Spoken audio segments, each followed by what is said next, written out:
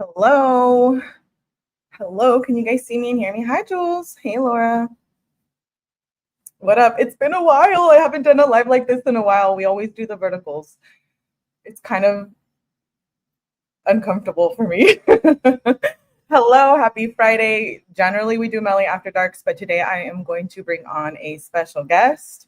Hello, MJB. Hey, girl. Hey. I know we haven't done one of these in a while, right? Like a old school live. We're always doing verticals, and so this is a little different again, but I kind of miss it, so we might have to do some true crime this way. Anyways, I'm going to stop rambling. I have Hector on today. Hello, welcome everyone. Shook. Hello, Asin. Hello. Thank you for being here. Asin, where have you been?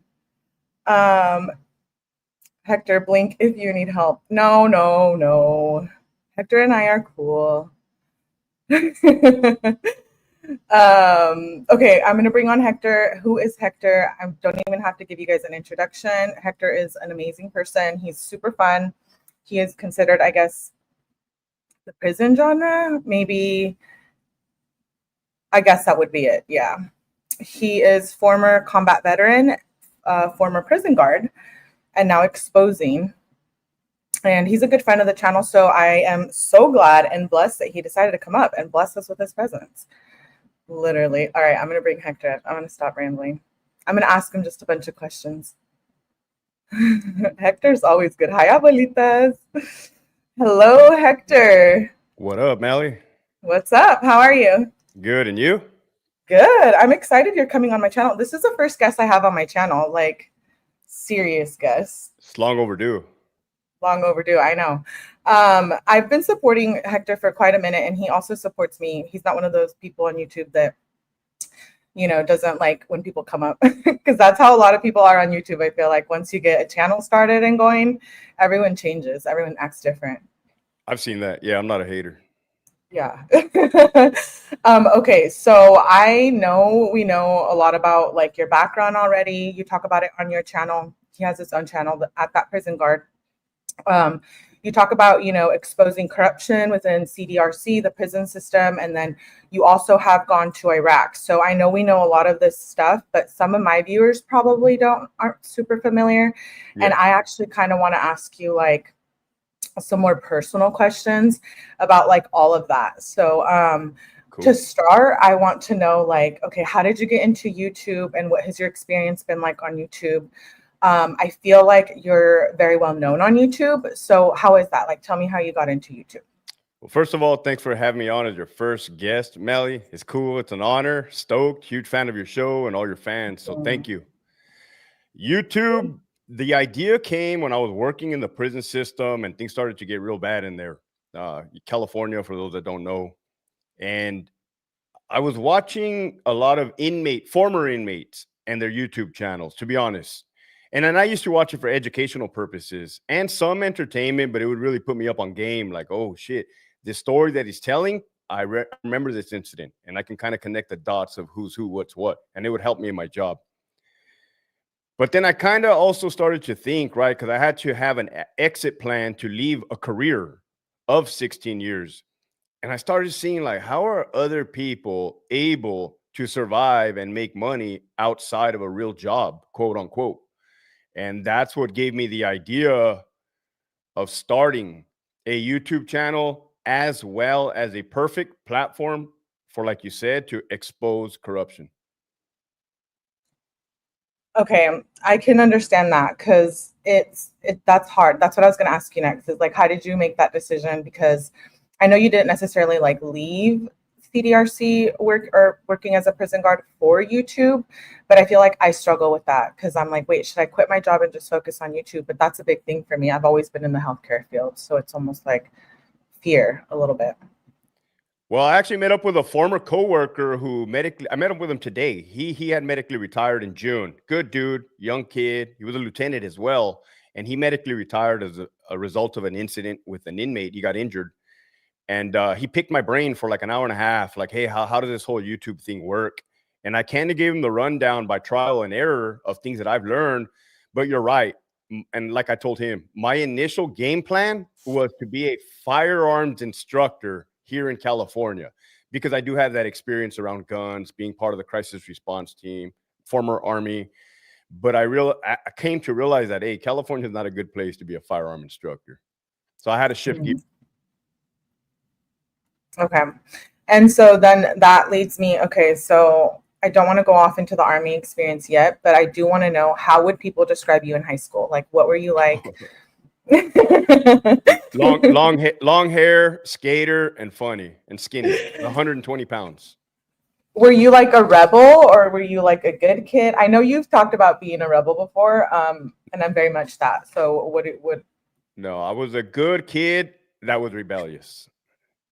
Oh, okay. What was your childhood like? Like, were you close to your parents growing up? I know you ended up working with your father, as a prison guard. What was that like your childhood and your parents? I grew up with both parents. They stayed married. They're still married to this day. I have a younger sister, 3 years younger than me. And they were the parental figures. They were very, I don't want to say strict, but they kept me in check, kept me in line up until they could not. But they gave us what we wanted. You know, I always wanted the Nintendo. I got the Nintendo. They would take us to Disneyland. They would take us to Hawaii one summer. So they were providing financially. But one thing that lacked, and especially being a father now of about to be 7-year-old daughter, was communication in the household. And that's not a knock on my parents, because I'm sure that they gave me a better life than they had. I can almost guarantee it. But I think as generations progress, we're able to capitalize and learn from our upbringing. So communicating as far as feelings, that was probably non-existent. Able to show emotions, that was probably non-existent. I'm Mexican, so like you could just imagine the machismo, the quiet father. He's a very great father. As a matter of fact, I missed his birthday on the 8th. Today's the 18th. I called him like, hey, sorry, Dad. Like my memory is horrible. Yeah, no, my memory is horrible. I do suffer memory issues, you know, and you'll probably ask me about, you know, my former wife. And that was one of the issues, was like my memory issues. So, okay, working with your dad, like, I know that I'm kind of getting ahead of my questions here, but how was that dynamic, like working with your dad? Because I know you ended up working with him as a prison guard for how long? I worked with him from the year 2007 to the year 2015. Okay. Off and on. So like, meaning some days we were assigned to the same post, which was awesome. That was like, imagine being a little kid or a little boy and getting to go to your dad's work. Like, that's the feeling that I had. So what was your dad was a prison guard, so is that kind of what got you into wanting to do the same thing career-wise initially? I think, yeah, because I'm from Brawley, California. For your viewers that don't know, that is like on the border of Mexico and on the border of Arizona in the desert. It's small. There's 2 prisons down there, Calipatria State Prison, Calipet, and Centinela State Prison.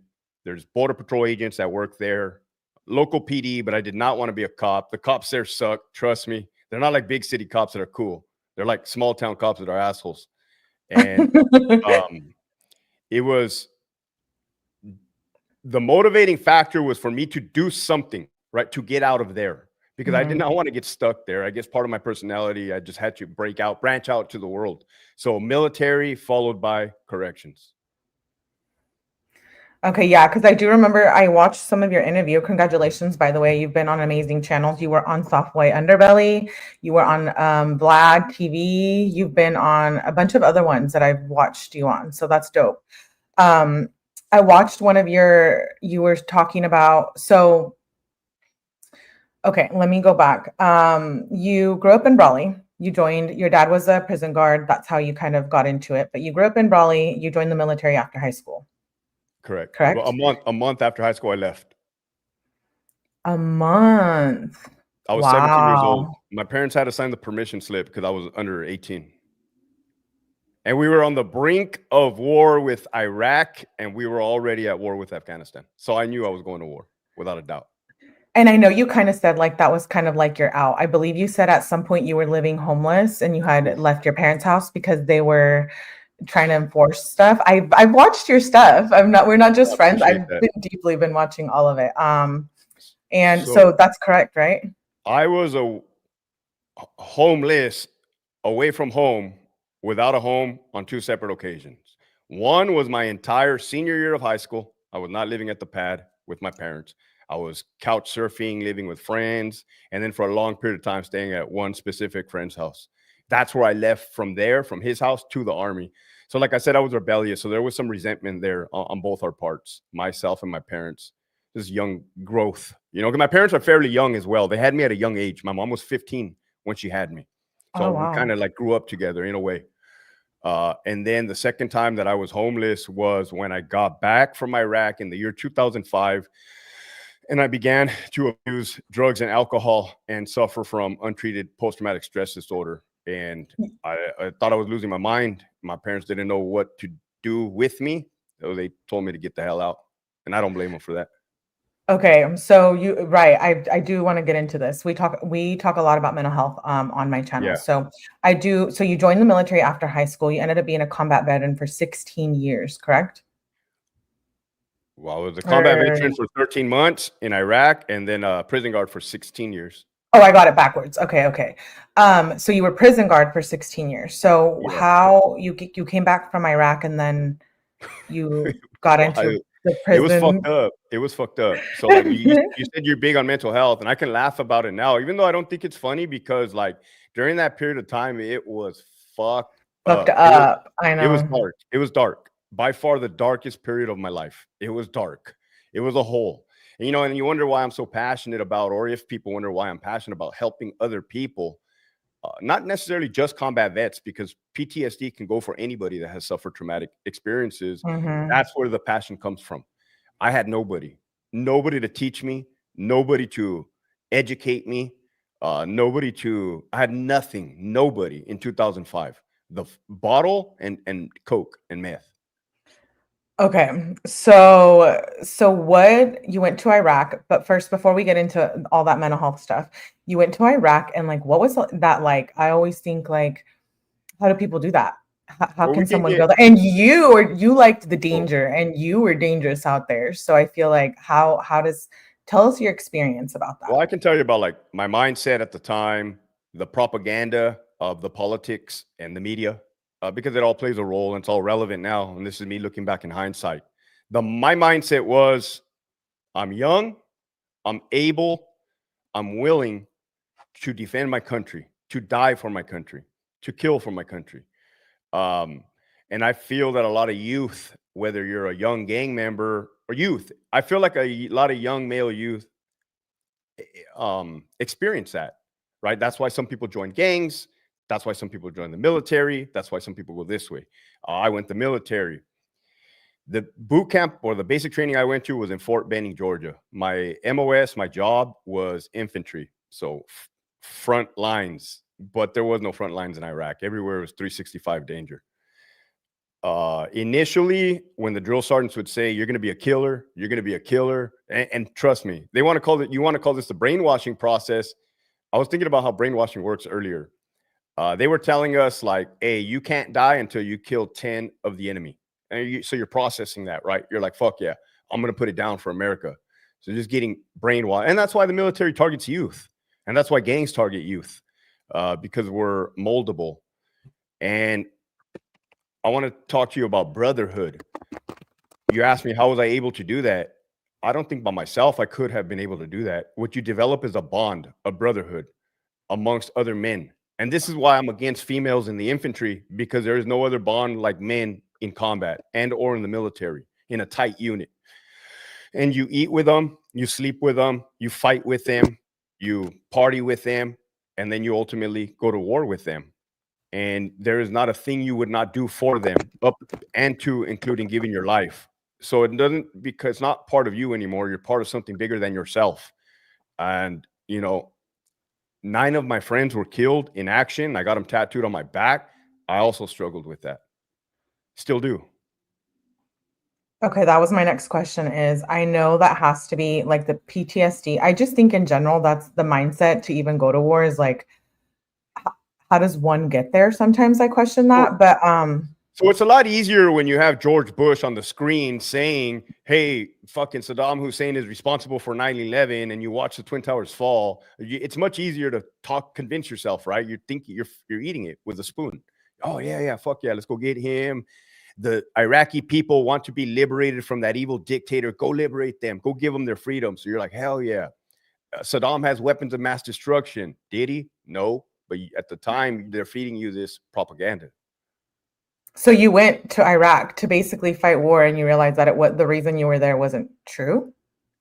So I initially figured that something was not accurate when we crossed the berm, because we landed in Kuwait. We were in Kuwait for 1 whole month training in the middle of the desert. I didn't take a shower for a month. Kid you not. And Damn. when you push up north into Iraq, you got to cross this berm.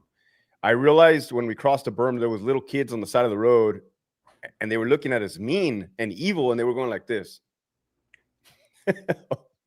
So I'm like, well, damn, that doesn't seem like they want us here, right? But this is a 19-year-old kid processing things. That's young. And then they were trying to kill us every day and every night, literally, no joke. So then you kind of start your process like, what the, like after a while, it gets old real quick. You know, like they say that the male brain isn't even fully developed until 25. So you were out there 26. fighting war, and you were, I know I've heard about, you mentioned like you've been so close to a bomb, shot at, you've seen people that you love die, right? Am I right? 100%. I can't imagine. No wonder that you Well, struggled through mental health issues after this. I'm not so surprised. So I did not get sober until the age of 26. In the year 2010, I was 26, and that's when I went to Mhm. rehab. But Mhm. you're right. The human male brain does not stop fully developing, which means it's still growing. You're still learning until the age of Mhm. 26. So I want you to think of everything I jammed into my brain: drugs, alcohol, women, killing, dying, fighting. And it was just, I was out of control. I was perfect candidate for the Army infantry, but in civilian world, that doesn't fly. So, And they don't untrain you when you leave. right. Right. So okay, so you're in Iraq and you're going through all these things. You said you saw 9 of your friends die, right? So the friends that got killed, one of them was killed in front of me on my mom's birthday, September 10, 2004. My friend Edgar Dacklon. My rest of my brothers, as the years progressed in the war, they would get killed. But I was already back home while they were dying, and I would just get notification, text, or call like, hey, did you hear about Alan? Like the time I found out about Alan getting killed, Lonnie Allen, I was at a party here in San Diego, and the first thing I said was, get me some Coke. That was the first thing out of my mouth. When I found out about Hector Leja, I was at the CDCR Academy in November in 2007. So you can see as my life is still continuing, my friends are still dying, and it's still affecting me. So when did you start drinking, and when did the substance come into effect, like you struggling with mental health? Was that while you were fighting out in the war, or after, No. like when you came back? So I began drinking at the age of 15-ish. And that is the reason why my parents told me to kick rocks in my senior year of high school. My dad gave me a choice. He said, Hector, you have 2 choices. You can stay in our house and follow our rules, or you can get out of here and go do whatever you want. It was easy. I said later, and I bounced. And I continued to drink alcohol. I didn't know it then, but I was an alcoholic. I was an alcoholic then. I feel like I'm an alcoholic since birth, and it's hereditary because my grandfather was an alcoholic. Throughout the army, I was drinking heavily. Germany, I was stationed in Germany, but I wasn't getting in legal trouble quite yet. The legal trouble came after I came back from Iraq.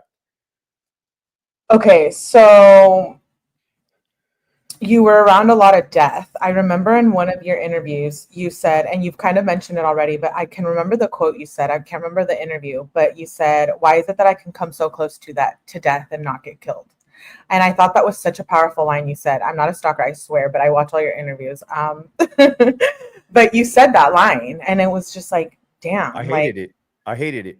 I hated it. I don't anymore because I have a clear understanding of my purpose, but I hated it. I had what you would call survivor's guilt.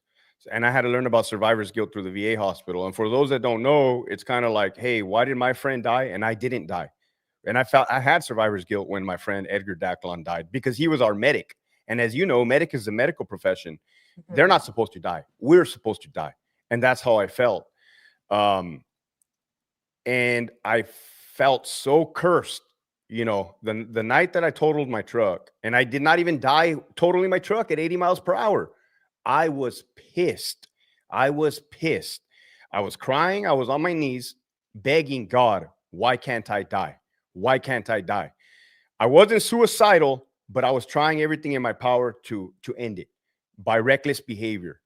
My sister would later on tell me in life, like, hey, you know, I realized you were really bad when you said that you feel like the devil has you here and he's just laughing at you. You know, that's how dark and lost I was, because I didn't realize my actual purpose. Even after I had 3 years of sobriety, I didn't know who Hector was. I had to learn who sober Hector is. What do I like? What do I like doing? So that was that whole entire dark process we're talking about. I've been through some struggles similar to you, but nothing like you at the same time. So I can really empathize with what you're saying. What was like your biggest lesson learned from going out there? Like, I'm sure so many things you learned so much about life, death, friends, yourself, your characteristics, your future. But what was like the biggest thing that stuck with you when you were out there in Iraq? Humanity. Right off the top of my head, nobody's ever asked me that. Humanity. I got to see the worst the world has to offer, and I got to see the best that the world has to offer in regards to my brotherhood. It's like you said, the devil was standing right in front of you, and I believe he's very much real. So I feel like you have seen all of that, especially coming so close to death. That's crazy. That's wild. I mean, when you talk about coming close to death, I literally should be dead, honestly. All jokes aside. And I really don't even hamper too much about this or talk about too much about this on my YouTube channel. But I mean, I've had the near-death experiences. I mean, how many else times can you have numerous bombs go off around you and you come out unscathed? That's amazing. It's a That's miracle. wild. It's a wild. blessing. Yeah, it is. It's you're cut differently. Okay, so you said for 13 months you were off being a combat veteran, right? And I heard in one of your interviews, April 15th, 2024. What does that day signify to you? What does that mean? April 15, 2004. Was it 2004, not 2020? That was a day that I shot somebody and killed And what them. was that like? What was that experience like? Well, basically the camp that we were on, FOB Palawada, small forward operating base. It was not a big Air Force base. There wasn't much on there. We took incoming every day, indirect fire. So whether it was mortars, the enemy's launching mortars onto our little camp, or rockets. We had this satellite on the fob that would track the trajectory of the round. So like it can pinpoint the location of where that round came from, the mortar. I don't think it could track rockets, but it definitely could track mortars. That day, I was QRF, Quick Reaction Force, which means that if anything happens outside in sector with any of our brothers out there patrolling, then we are the response, the Quick Reaction Force. So I was actually taking a dump when we started getting incoming. And I'm like, fuck, right? I'm going to die on the shitter. Because you can hear the rounds. They start exploding all around you. But I also knew, get your gear on, your helmet, your vest, your weapon. I mean, it was all near me. It was right by me. And we're about to go out and find these guys. You know, we would eventually run into them and get in a vehicle pursuit and then get in a foot pursuit. And there was 3 of them. I shot one of them and one of them got away. And we were in a really, really, really bad area that we had never been in before. And we could tell we were in a bad area. And then what happened? I shot the dude. He was bleeding out of his neck. He was on his knees. Sergeant Stewart comes. He's fucking going into panic mode. He was a lame. He was horrible. Out of my whole army experience, I probably only had one bad leader, and that was him. And so we left him to patch up the dude, right? Because even if you wound an enemy, you still have to perform first aid on them. You know, it's part of the Geneva Convention. And it's the right thing to do. So we went to go look for the other guy. Couldn't find him. We went back to the fob. And when I got there, all my friends were kind of happy because they heard it over the radio. One enemy KIA. And I don't know if that was the first person we killed on our tour, but that was fairly early on. So we're kind of learning this shit as we go. And they were like, "Hey, who shot the dude? Who shot the dude?" And they're like, "Farrell," because my last name's Farrell. And they're like, my middle name's Bravo. And they're like, "Oh shit, we knew it was you, dude. We knew it was you." They were fucking happy because like a week before, the engineers lost a medic. So we lost an American soldier from that fob, like our sister platoon. So everybody was pissed off that an American soldier got killed. So then this happened. And then I go back to my little cubicle, my little wooden cubicle, and I sit on my cot and I start having these thoughts like, "Oh, I'm going to hell. I'm going to hell. I killed somebody," right? 10 commandments, because I did grow up Catholic. My parents were fortunate enough to put me a catechism, First Holy Communion, and the whole nine. I'm like, I'm going to hell. Fuck, right? Because again, 19-year-old kid, your brain's not fully developed. And I had the dude's blood all over my hands, like a lot of fucking blood, dark red. And wow. As I'm sitting on my bunk, a chaplain comes in, an older guy, and he sits right in front of me. And he's like, "I know what you're going through." And my first thought is like, "Man, you don't know what I'm going through." And he's like, 20 years ago, 30 years ago, I was in your boots in Vietnam. And that's when I looked up at him and he got my attention. And then he told me like, "Hey man, God allows you to kill in war. It's thou shalt not murder." And then he kind of put me at ease, you know, but that's just another man giving me his word at a very young age. That's deep. That's deep. Okay, so you end up coming back and then you decide to start working for CDRC or CDCR. CDCR, there was a hiring freeze. So from time to time, CDCR will do a hiring freeze. So I got out at the age of 21. There was a year-long hiring freeze. So what did I do? That's when I began to party hard, self-medicate, go down a dark path, go down a dark hole, and I ended up in jail. When I ended up in jail, the letter to go take the CDCR written examination showed up to my parents' house. And I called my dad on the payphone inside of the jail. And my dad's like, "Hey, you just got the letter from CDCR.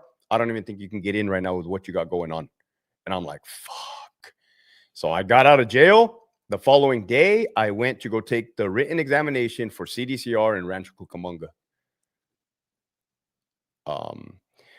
I passed the physical, and then comes the background investigation where clearly that's going to come up, right? I have an arrest history now. I disclosed it, right? Because you can get disqualified for omitting, plus it's on record.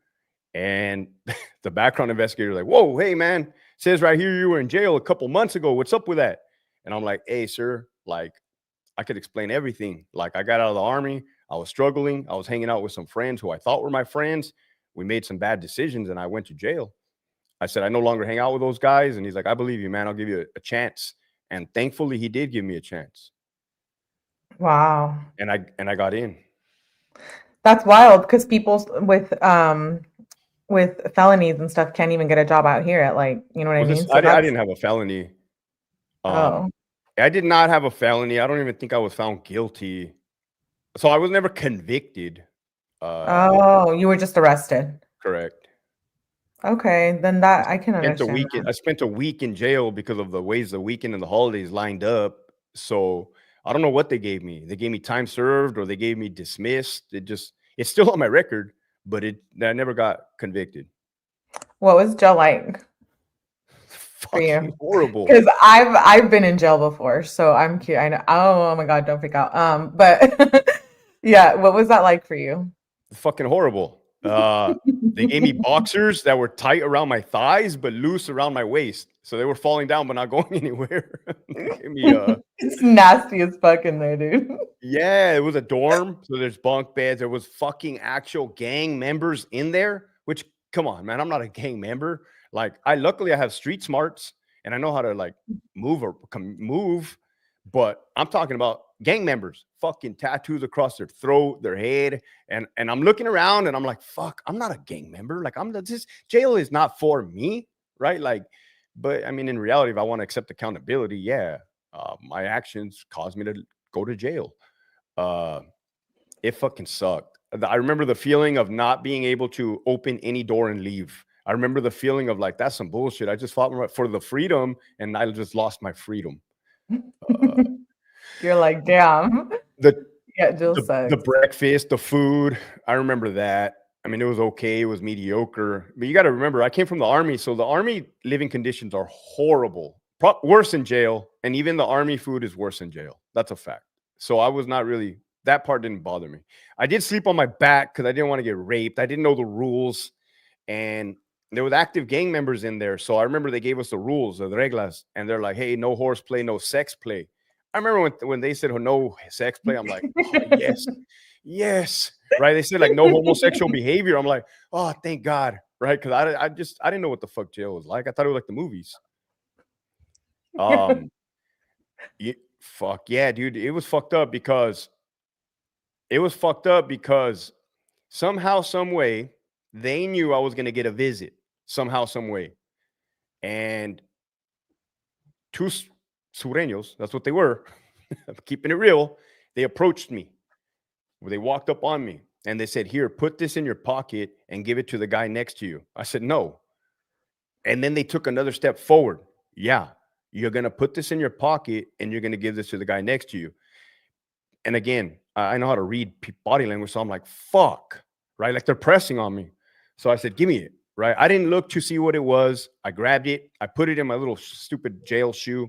And then they said it on the intercom, Hector, you have a visit. So I'm like, what the fuck? Like, how did these dudes just know that I got a fucking visit? So the little deputy guy, whatever, escorts me out to these little phones. And all the dorms, the way they're aligned is like, it's kind of like, I don't know what it looked like, a U. So all the dorms go to one. You know how in the movie they have the glass with the phone on the wall? Mm-hmm. That my sister was, or my dad was on the other side of the glass. I was on the phone. The dude who they wanted me to give the whatever it was sitting next to me. He came from another dorm. I kind of like look at him. He looks at me. I was fucking pissed. I was pissed because of the predicament that I had just got put in. Wow. I reach in my shoe and I give that dude, like, you know, discreetly whatever I had. And then he fucking gave me something in my hand. And I'm like, fuck, right? Like, God damn, this shit just keeps getting worse. Now, people might not think that's not a big deal, but to me, I didn't know what the fuck it was. Drugs, a letter, a kite. I don't know what the fuck. I've never been to jail, but I know I probably shouldn't be doing this. And then I got whatever he gave me. I put it in my shoe. And then luckily I didn't get caught, because I think to myself, what would have happened if I would have got caught? Like, would I have told? I mean, fuck. Would have I said like, hey, I don't know. These motherfuckers gave me something. I don't know. I don't want to do any of this. But the deputies don't give a fuck. Like, think about it. If I was a CO and I caught somebody with something, I don't want to hear your excuse. You got caught, bro. So yeah, I think you would have been fucked if you got caught. I think so too. I think so too. Yeah, you would have gotten a charge for that. Something. Let's just hope to God it wasn't drugs, because I have no idea. I never looked at it. I just felt it in my hand. I think it was folded paper. And then when I went back into the dorm, those same two guys approached me and I gave it to them. I was fucking pissed. I was pissed. And then they were like, oh, thank you. And then they left. I know, maybe that kind of earned their respect. You could tell like I was not going to get assaulted at that point in time because I did what they said. But after that, I told my dad, or I told the other person on the across, don't come and visit me anymore. Do not come and visit me at all, because fuck that. I wasn't going to get put in that predicament again. Was your dad pissed that you had been in jail? I would not say the word is pissed. I would say the word is disappointment. My dad became a correctional officer in 1993. You got to think about how old school men were in 1993, how the prison system was in 1993. You know, it was prison was prison. Jail was jail. It was, the big house was the big house. He saw all these inmates in his career. And I remember the look on his face when he saw me in the jail attire. I remember the look on his face, thinking, and I remember thinking to myself, fuck, I just put my dad in a fucked up position. He's having to see his son in jail, and he's a prison guard. And I could see that on his face. Damn. That sucks. That sucks when you disappoint someone. 2005. Yes. 20 years ago. So you started working for CDCR in 2006, correct? Correct. And okay, so you worked with your dad for a little bit as a CO. We know that kind of got you into it. How long did you do that for? You did it for 16 years again? Yeah, 16. So for the first 8 years of my career, I was a CO, regular officer, working the buildings, the housing units, working the yard. I enjoyed working the yard. It was cool. Except in the summer, it got hot, 120 degrees. With the stab-resistant vest and then the long-sleeve jumpsuit, it gets hot. Worked ADSEG the whole, when ADSEG was ADSEG, A5, C6, a Centinela, transportation a little bit. And then I worked the hospital. That was a great gig. I just got to kick back at the hospital and be on my cell phone all fucking day with a 38 revolver on my hip. It was chill. And then I promoted to sergeant. Oh, okay. And so how long did it take you to get promoted to sergeant? 8 years. Damn. I promoted to sergeant at the 8-year mark, which I felt was good. Like I had learned not everything, but I had enough experience. I had already been involved in numerous race riots involving black inmates versus Mexican inmates, 100 versus 100. I had already utilized force a bunch, pepper spray, physical force, and the 40 millimeter less lethal launcher, which is this, but it shoots the blue sponge round like a Nerf gun. So would you say that almost being a prison guard is similar to, not in exact terms to Iraq, like the danger, the being, I feel like being on edge, you have to be on watch all the time. Like, was that similar for you? So being around danger? So psychological, and this is looking in hindsight, psychological, the sympathetic nerve system, the fight or flight symptom, as they call it, that is the same, right? It doesn't matter if somebody startles you, like around the corner, like that, your brain is going to kick that fucking whatever it does, right? The brain, and I learned about the brain. It's a powerful thing, and that helped me in my recovery. In that part, it's the same. You're in a high stress environment for a long period of time, but sometimes you're just kicking it, and then something will happen, an incident, and then your adrenaline will spike. So I learned my body. Like I can tell when there's adrenaline. I can tell when there's shock, when I'm in shock, and I can tell when I get that adrenaline dump. You feel exhausted. You feel lethargic. So you wonder why correctional officers die after 3 years after retiring, is because your heart is doing this for 20, 30 years nonstop. Even me leaving the prison system, I didn't realize how bad that is. That is remember, I always make a joke that I had erectile dysfunction. Yeah. It's bad. Oh no. It's bad. It fucking sucks. Because imagine trying to hold a relationship down, a wife, a girlfriend, children. You know, I only lasted 4 years. My daughter was only 4 years until I started realizing, fuck, something is affecting my daughter and us and me. I think it's a job. And yeah, I was right. It was a job, because now everything's fine for the most part. But if you're going to talk about it, are you going to compare danger from the Iraq war combat to prison danger? They are different. They are different animals. They're different animals. In Iraq, you got to worry about ambushes, machine gun fire, RPGs, rocket propelled grenades, indirect fire, car bombs. Holy fuck. I didn't even tell you about the car bomb that I witnessed.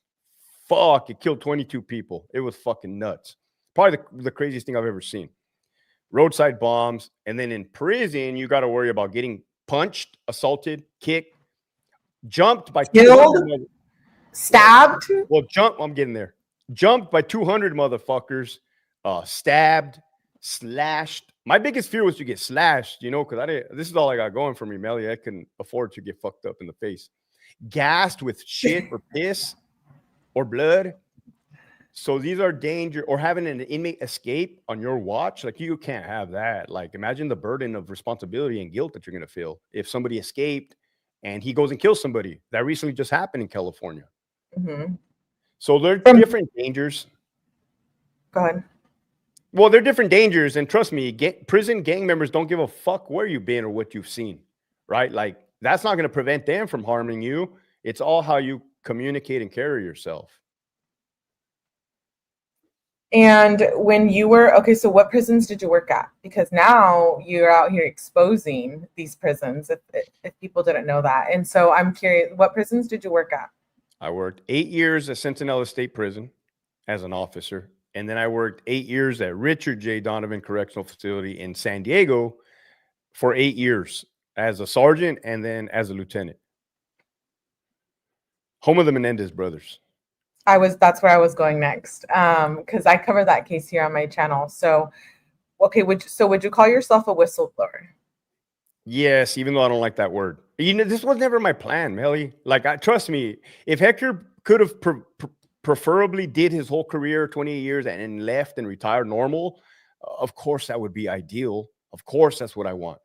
But you got to understand how bad it got in there. It had to have got real bad for me to do what I did. And because I have such a high tolerance for bullshit. I was watching straight illegal, corrupt, criminal acts by my fucking superiors. And I was absolutely disgusted.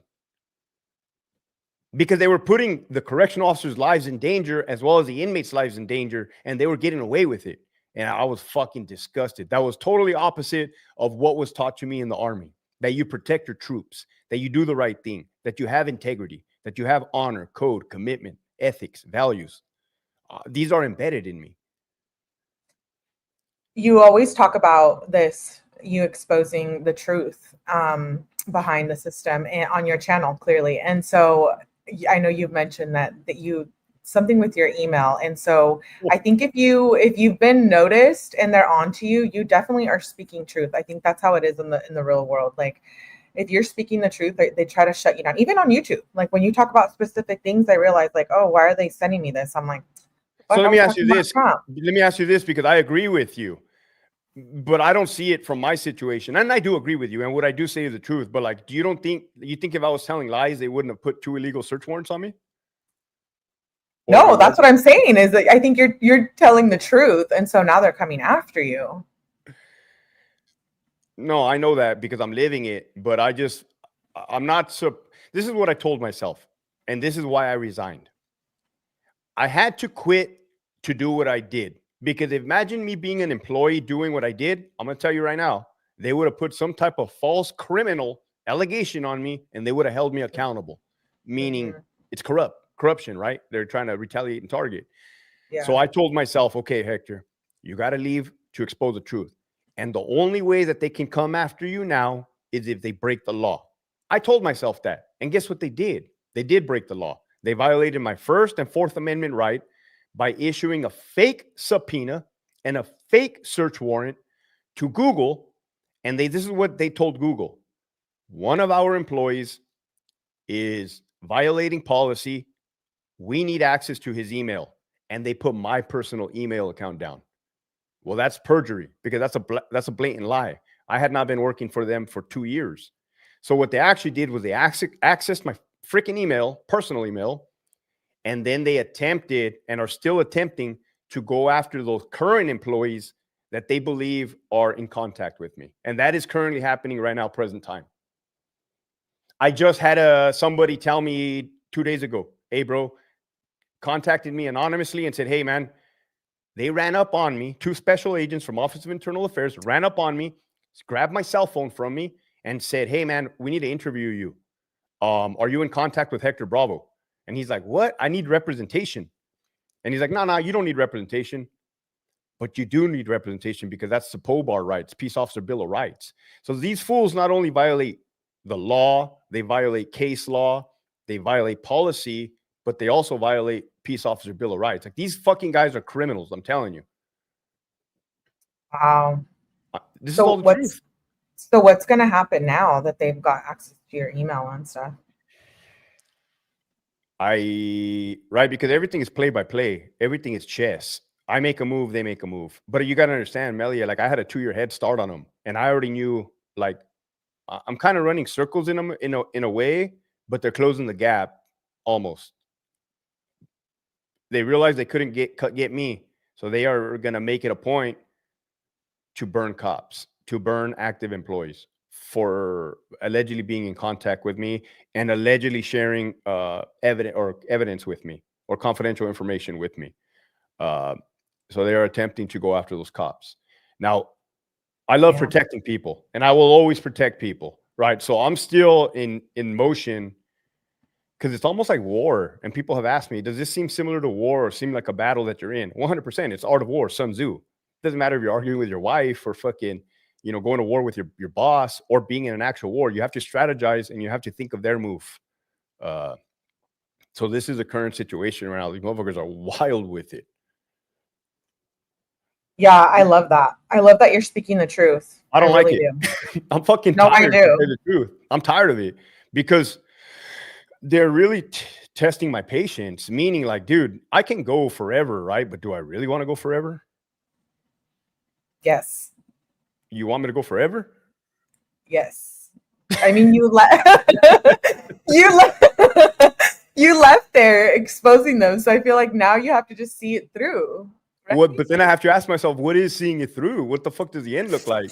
I don't know, because I feel like it's going to turn into a movie. They're going to start doing all this crazy shit to you. I believe so. Well, fuck, thanks, Melly. You're going to be like hiding out in my place. I'm going to be like hiding you out. It's called Enemy of the State with Will Smith. You're right. This is you're wild. Right. I never planned this, nor did I want this. Am I surprised? Not surprised. To me, surprised would be like, oh my God, I can't believe they did this. I'm like shocked. Like, damn, these motherfuckers are actually really, really pushing this, really going overboard, breaking the law. In the public's eyes, no less. That's what I thought was going to hold them back. Foolish me. I thought once the public caught wind of it, they were going to like behave. Oh, no. Oh, no. Oh, no, you made them look bad, so now they're like pissed. Fuck. Now they're like pissed. I don't think they like my murder count, but that's an actual murder count. No, they don't. I'm sure they don't like that. Okay, so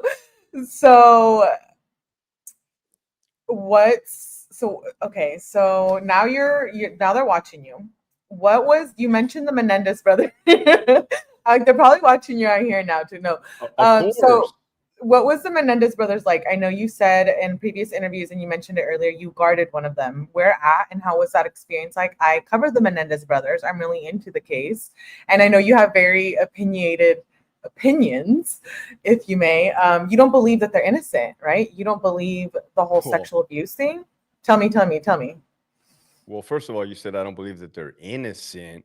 Clearly, they've been found guilty of murder, so they're guilty of murder. Like, I don't know, like, to me, they're not innocent of anything. But the question is, hey, should their actions be excused as a result of their alleged sexual assault? Right. My answer is, I'm not buying it. That's my answer. But in my opinion, it doesn't really matter. Because it's not going to sway what's about to happen. They are about to parole. They are about to leave prison shortly. That's a fact.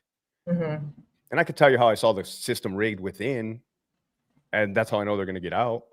Okay. I mean, the first time I saw one of them was, I believe, Lyle Menendez, because I honestly couldn't picture who's who or what's the name, but I believe it was Lyle at Donovan on Bravo Yard at the time, which was SNY level 3 at that time. I remember just seeing him on the yard. He was bald. He was in shape. Kind of, the dude looked like a convict. The dude had the look. He had the persona. And I didn't say nothing to him. He didn't say nothing to me. And but you got to understand, like, the type of employee that I was, I never held anybody high. I never held an inmate on a high pedestal because of who they were. I never gave preferential treatment to an inmate because they had fame on the streets. Even when the prison gang leaders came out of the shoe, I personally still did not give them any preferential treatment. I really just treated everybody firm, fair, and consistent and respectful across the board. But I say that because there's some employees that will kiss celebrities' asses or do extra favors, whatever the fuck they want to do. That wasn't me. I'm good at reading people, so I kind of just didn't like the aura already. And while I was there, the warden, oh, bless his heart, he promoted me twice. He wanted to be the warden to rehouse both brothers together after so many years of being separated. And he did that. He put the brother on a bus and the brother landed in R&R. So I was there when both brothers got there, or when both brothers got reunited, and then they activated Echo Yard, which is the level 2, and then both brothers got rehoused on the level 2 facility. Now, by that time, I was a lieutenant. And Melly, when I tell you, like, because I get a lot of hate from their fans about this, but I don't really care because it's the truth. When I tell you that they have a sense of entitlement, like, they have a sense of entitlement, and I could feel it. And it. Let me give you an example. From time to time, there would be film crews that come to the prison to do whatever they wanted to film. Well, if they are going to involve inmates, there's usually a list that's pre-made out that those inmates have access to the filming area and or like the classroom. Well, these Menendez brothers were not on the list at all, but yet they would be right there, like all up, trying to get all up in the mix, trying to get through the door. And I would be, hey, dude, wait up, man, get out of here, right? Like, it's like, hey, dude, you're not on the list. And we do that for safety and security issues, right? You got to have accountability of which inmates are where. So that's the type of entitlement that I speak on. Like, they always want to be on the media. I mean, so do I, right? But at least I'm honest about what the fuck I do. Wow. So they did get like special treatment in there. Oh, God. Well, let's talk about the corruption. In case you didn't know, inmates are not supposed to be in possession of cellular telephone devices. Yeah, I know. They're not. Every week, Lyle Menendez was getting caught in possession of a cell phone. You're probably asking, how the hell did he get the cell phone, Hector? I don't know. Probably a dirty staff member. If I had to take a wild guess, there's probably a staff member helping him. The thing is you get a write-up. It's called a rules violation report, or RVR, a 115. Well, I feel that somebody at the Newsom level told the secretary level, Jeff McCumber, told the managers, the wardens, like a closed door meeting, and said, hey, these guys are going to parole, make them look good, or do everything in your power to get them out. Like, I feel like there was a backdoor talk, because all of a sudden you had captains and associate wardens deleting these guys' write-ups.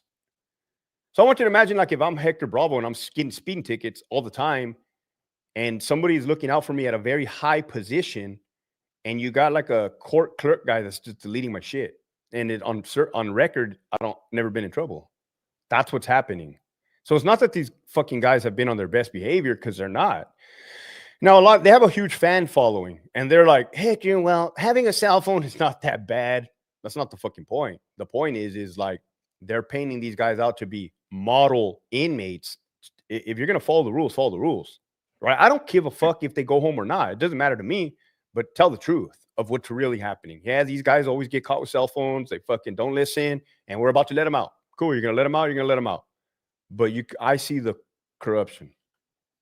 It's interesting you say that, because I've read a lot of documents. We read a lot of court documents on my channel. And so I read the document about them, being such good people while they were in jail. And I think in the report, it was only said like once or twice they got caught with cell phones. So it's kind of ironic that you're here saying, I believe you, but it's like, I believe you that it was from within, for sure.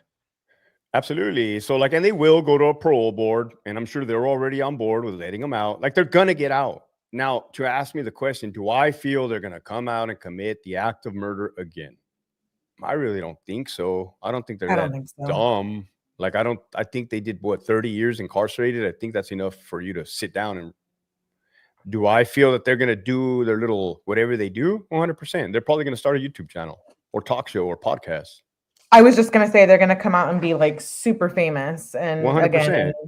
and then I'm sure while they were in jail, you know, like they didn't get all the money hypothetically, but their family had money, so I'm sure They got money. they were getting They're well off. commissary and stuff, right? Like all the time and all of that. They're well off. They're doing all right. They're master manipulators. They never manipulated me because I never gave them a point. You know what I mean? Like I literally kept my distance. What other big or well-known people have you guarded while you've been a prison guard, other than the Menendez brothers? Suge Knight was cool. I did hear about that in one of your interviews. Yeah, what was like that like you met him? Yeah, so like these guys are just regular people, right? They're regular people. The thing is that they were like famous on in the streets, so they're well notarized. We call them high notoriety inmates. There's a list in the watch commander's office and the lieutenant's office of high notoriety inmates. And there's certain precautions and certain protocols that you have to do when an incident involves any of them. It involves a lot of notifications. You got to call a lot of higher ups. Suge was cool. I really regret not having a thorough conversation with him. But again, I wasn't the type of guy to stop him and, hey, bro, like, what's up? Tell me everything. It would, in passing, I'd be like, hey, what's up, dude? Or, hey, what up, man? He'll be like, hey, what's up, big LT? Or something like that. I did tell him one time, like, hey, I got to holler at you, man. And he's like, hey, you're the boss. You're the big LT. And then I was like, all right. But by then I had already quit, so I didn't get the opportunity to chop it up with him. I'm curious because you've talked about this on your channel before, but like, so correctional officers hooking up with inmates. I want to hear about it. Fuck. What do you want to hear? So did like the correctional officers you were working next to ever hook up with any inmates? Did you ever do it? What was it like? What Did I ever do what? Hook up with any female inmates? First of all, I would never do that. Second of all, I worked at only male institutions. Oh, men. But there was female correctional officers, right? Yeah. Are you asking me if I hooked up with female correctional officers? No, the female correctional officers, did they ever hook up with any inmates? Absolutely. Absolutely. And what would happen? They got fired? How did they get caught? Were they like banging in the cell? Like what was going on? I'm curious. There was I mean, I'm not going to go in sequential order, but off the top of my head, there was an older black lady. She had a lot of time in. She was a CO. She had like 20 years in. She was actually my friend's mom. And my friend was working with her one day. This was on Alpha Yard, Centinela, level 3, GP, general population. And my friend hit me up and he's like, bro, in the staff bathroom, there's lockers and there's like combination locks. And you can put whatever you want in there, I guess. He said he was taking a dump and messing with the lock and it just popped open. And he's like, I opened the fucking locker and there was Subway sandwiches in there, jars of jalapenos, cell phones, tobacco. I'm like, no way, bro. No fucking way, bro. Right? So like, these are things like it can happen anyway. And I'm like, what did you do? He's like, bro, I called squad, the investigative service unit. There is an investigative service unit, and those are the guys. They're kind of detectives inside the prison. Those are the ones that handle that. So he's like, hey, they told him, hey, just put the lock back, act like everything's cool. We're onto it already. So they were onto it. Fast forward, what ended up happening was, and this is why it's dangerous. My friend, good ass motherfucker too, good ass dude. The sergeant told him, hey, go to the building and put this dude in handcuffs, a big ass inmate. Motherfucker was like 6'4". I know his last name too. 6'4", no, probably like 6'6", like 300 plus, big ass fucking inmate. Put him in handcuffs and bring him to the sergeant's office. So he goes over there and the dude fucking punched my friend, punched the officer, boom, and then took off running. He had a cell phone on him, a contraband cell phone on him, and attempted to flush it down the toilet. Now everybody's fighting. You got COs fighting him, pepper spray. I believe the cell phone went into the toilet but didn't flush, and they were able to retrieve it. And on that cell phone were pictures of that CO's titties and conversations. They let her retire. And ride off into the sunset. Oh, wow. That That's was one. bullshit. This has happened a total of, I don't know, 6 times that I know of in a 16-year span. There was another female. She was freaking attractive. Attractive. Attractive. And she was getting smashed by everybody. The COs, the sergeants, the lieutenants. What? Oh, yeah, 100%. And she was married. She was my partner for a little period of time in the level 4 yard, level 4 GP, which is like the highest security we have. And I had been talking to this chick for a minute. And No, not and, you. and one day, I'm working with her, and there's this Mexican inmate, bald motherfucker, thought he was GQ, this motherfucker, man, right? Was talking to her like if he was at the club. People are gonna say I'm hating, but I don't give a fuck. I didn't want to see this. I didn't want to be any part of this, man. Was talking to this chick, and she was eating it up. Like I'm watching this. I'm watching this in shock. Like this motherfucker spitting game, like licking his lips, like fucking doing all this hammer. I'm like, fuck. Like I just wanted to leave. Like get me the fuck out of here. Like I feel like I'm in danger. You know what I mean? Like if I start getting attacked, this bitch ain't gonna help me. So she's all drooly eyed over this motherfucker, googly eyed, and I'm like, I'm pissed. I'm fucking pissed. I don't know if I mentioned, but I have a short temper, and this kind of gives me angry issues. So they were in the office, the little officer office, and I like in my head, I'm like, I'm gonna go get a water bottle from my lunch bag, and hopefully they stop talking. Right, I'm gonna interrupt their conversation. Well, I fucking go over there, and they both stop, and they both look at me like I'm a fucking cock blocker. Right, like I feel it in the air. Like, hey, dude, get out of here, kick rocks. And I was more pissed. What? I was more fucking pissed, right? So I go back to the fucking podium, sitting there like an idiot by myself, right? A fucking level 4 inmates, fucking dude spitting game, partner eating it all up. And I said she was hot. And there was already suspicion and talk of this chick hooking up with inmates. So it was already starting to come to fruition. Like, I keep fucking up that word. I keep using it lately too. And then she's like, hey, calls me by my last name. Do we have those envelopes? They're called 𝐬𝐭𝐚 envelopes. And I'm like, yeah, they're in the drawer. Check the drawer. Well, what she had was she had pictures of herself in her bikini because she showed them to me that morning. We used to carpool in the van from San Diego to Centinela, which is like a 2-hour drive. She showed me those pictures. This fucking chick gave the inmate the envelope, and they both looked at me at the same time, and they both had that look on their face like they just got caught. And in my head, I'm like, oh, no.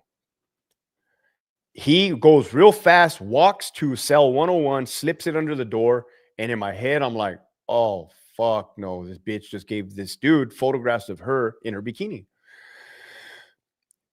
She's like, I gotta go to she goes to the restroom, right? So this fool, the inmate, books it to 101, slides the fucking envelope under. I'm not about to fight anybody over no fucking pictures and gets stomped out or killed by numerous inmates over a broad that's hooking up with inmates. Right? The strategy. So I fucking like, I think I'm going crazy. Like, I'm gonna go verify. I'm gonna go verify that I'm not making shit up in my head. So I went into the office where her lunch bag was because I saw her put it in her lunch bag. When we were in the van, she showed me the pictures and then she put them in her lunch bag. So I unzipped it. Pictures were gone. Pictures were fucking gone. So I'm like, fucking knot in my stomach. I get on the phone and I call some chick who was in the ISU who I had also been talking to. And I'm like, hey, this is what I just saw. This chick, so-and-so, she fucking gave an inmate pictures of her in a bathing suit, a bikini. She's like, hey, we're already on to her. We've been watching her for a long time already. Just like, do you know what cell they went to? I'm like, yeah, they went to 101. She's like, all right, cool. And then she quit before she could get fired, but she was fucking everybody. What? She used to fuck the inmate in the bathroom. I mean, I never saw it, but I think she ended up telling somebody. That's nasty, dude. Well, yeah, I remember one time we were searching a cell together, and she's like, hey, wouldn't it be cool to fuck in here? And I'm like, this is fucking nasty, right? It's a cell. There's like numerous men come in and out with it. I'm like, fuck, thinking, what the fuck is wrong with this bitch? But yeah, she was an info. Oh, well. That was that one. Fuck, dude. There's so many. Not that everyone will do it, right? But there was my handful. There was sleeping. Oh my god, there was another one. They get involved. They get involved with the inmate for whatever reason. The inmate wants to get drugs from them, cell phones from them, tobacco, and or sex. I mean, like, what mindset do you have to be in to want to fuck a inmate though and hook up if you're like married and have a whole life at home? I'm like, wow, that's wild. I don't know, but That's wild. myself and other coworkers would discuss it. Like, what the fuck is wrong with these people? Like, what the fuck are they thinking? Right? Because to us, it doesn't make sense. We can't process it. And some people would be like, I don't know, maybe they like the whole bad boy image. Maybe they like the whole danger image. I'm like, you sacrifice your career, your $100,000 a year career with benefits for an inmate. Mhm. Oh shit! I went to the academy with this fucking chick that I knew since elementary. She was fucking an inmate at Calipat in the control booth. I think she got fired. We went to the academy together. I knew her since we were little kids. She was fucking an inmate. Then they told me, "Hey, bro, look up the inmate's visiting list. Her name is on there. She's a visitor now." I remember I was a visiting lieutenant. I ran her name or his name. Yeah, it said her name right there. Boom, visitor. So she was fucking an inmate, got fired, then went to go live with the dude's mom and would visit the inmate. That's what these chicks will do too. They'll go back and visit the inmate. It's like, I don't know what the fuck you're thinking, bitch. But Dude, I don't know what the fuck. they might have hybristophilia. That's a What condition is where that? you like to, where it's a condition where you get like turned on and you like to have sex with murderers and What? No. like yeah, and like inmates and criminals. Yeah, you like that shit. It like turns you on. Hybristophilia? Hybristophilia. That's a thing? Yeah, it's a thing. It's a real thing. Like women are attracted to like killers and shit. I know because I cover true crime all the time, and there's females that actually like that. Yeah. You're like, Yeah. actually, no. Hey, it is what it is. No, it's a People, thing. It it is a happens. thing. Yeah, it is. Okay, so you talked about the Menendez brothers. We're going back to this. And then, so what do you think about the Diddy case? I'm curious. To tell you the truth, I don't watch the news per se, and I definitely don't keep up with the Diddy case. But I do know tidbits and bits and pieces. Like the dude got arrested. They raided all his place. They tried to do the RICO indictment on him for sex trafficking. Yeah, he's only going to end up doing like a So, couple of years in prison. supposedly there was a bunch of baby oil or like gallons of baby oil. Like, what do I think of it? Yeah, like do you think he should get more time? Like I think there's corruption behind this all the way through with the Diddy stuff. Well, the I whole thing think is there's corruption. Yeah. I think there's things going on It's on the back it's end. it's I the think it's fucked up. elites. It's the elites. Melly, I don't know if you come to realize, but these motherfuckers in power are some weird motherfuckers. I've seen it firsthand. They're sick. They're sick. Like they do weird shit. I don't know. Maybe they get tired of the boring life. Maybe just having sex with one girl is just not, it doesn't do it for them anymore. So they start involving men and baby oil and toys and all kinds of shit.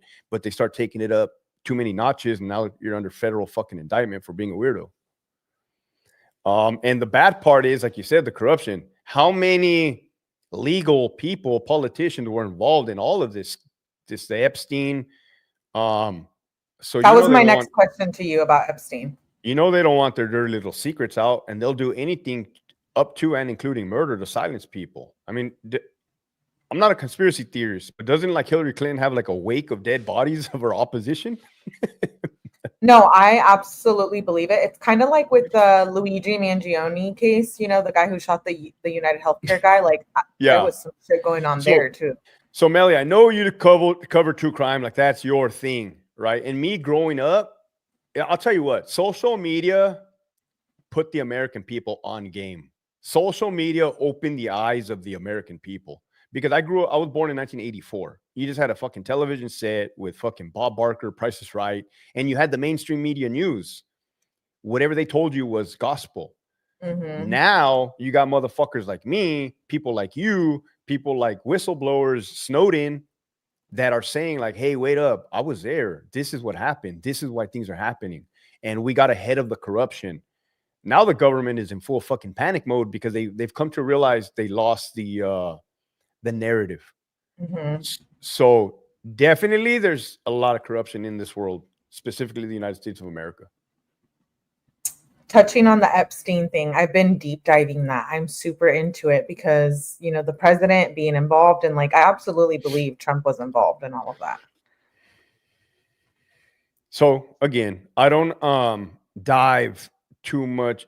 What I do watch are Netflix documentaries. Like I love documentaries. But I don't watch the news because I don't want to be lied to again. I don't like Right. or upset. But what would it? Epstein had like an island where he would do child stuff and invite rich people, and they would. Yeah, it's like you have the president of Dubai, you have Trump, you have all of these people involved in trafficking young females, and they've come out and like spoken out about it. And one of them was just recently killed. Oh, I think she was murdered to keep quiet, but like, oh, yeah. I did see that. I did see that. And there's celebrities involved, presidents, kings, rulers, like all that were on the Epstein list allegedly, and Trump. Yeah, there's allegation, and I'm not a Republican or a Democrat or diehard either way, left or right. I'm definitely not left. I'll tell you that much. I'm definitely not a liberal. I know that for a fact. But I'm not one of those proud boys going to go protest at the fucking Capitol when I don't get what I want or like see something I don't like. But Trump is alleged to have been part of the files, and then Elon Musk, I guess they had a feud, and he said Trump's name. Yeah, and then he was like, "Just kidding," and I'm like, "Really? Why are you backtracking?" No, correct. So you got to like watch what people say and what they write. Like I don't think he was kidding, right? I don't think he was kidding. But I'm also a realist. Like even if Trump was involved in that, he's definitely in the position to protect himself. You know what I mean? So I'm not going to get angry or cause a riot or try to hold him accountable when I can't even hold CDCR accountable. You know what I mean? So I also look at things in perspective. Do I think he was part of that shit? I don't know. I don't know. I don't know the details on that whole situation. But do I when people like Elon Musk say that Trump's name was in the files, I do believe that. I 100% believe that. Yeah, I did a live a couple nights ago when we were pulling up old files, and there's like old videos of Trump and Epstein like dancing at the club or wherever they would some political function, and you know when they were like super young, so they definitely did know each other back then. Guilty by association. True, that's true. Okay, we're kind of switching back up to. I have two more questions to ask you. Like switching back to the prison guard stuff. What was it like guarding child molesters? I'm really curious because I can't. I feel like if I was, I would probably be locked up if I was CEDO. I tried to take them all out. So, Melly, I am a man of God, right? Like I do love God. I am not a Bible thumper, but I'm definitely spiritual, not so much religious.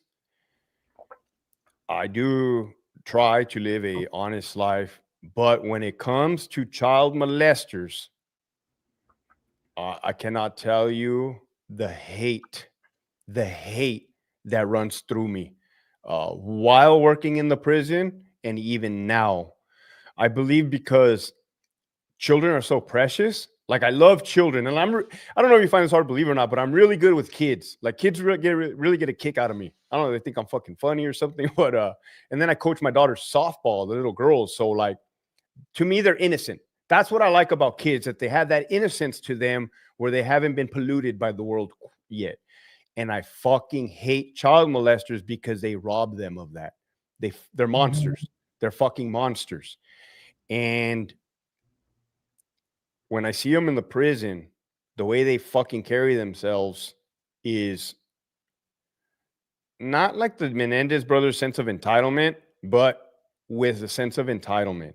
Like they feel entitled. And the thing with them is, because you know how I'm kind of like, I have command presence, like I'm able to assert myself. The way they act around me is very passive.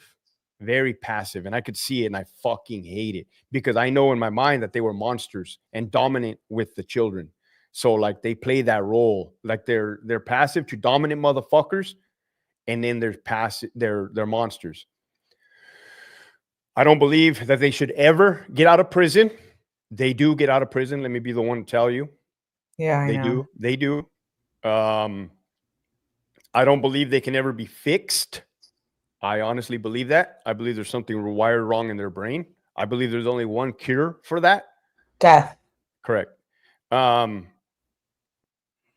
talking to someone who absolutely believes every instance of a child molester or child sex abuse needs to go straight to death. I don't even think it's worth a trial. I don't. 100%.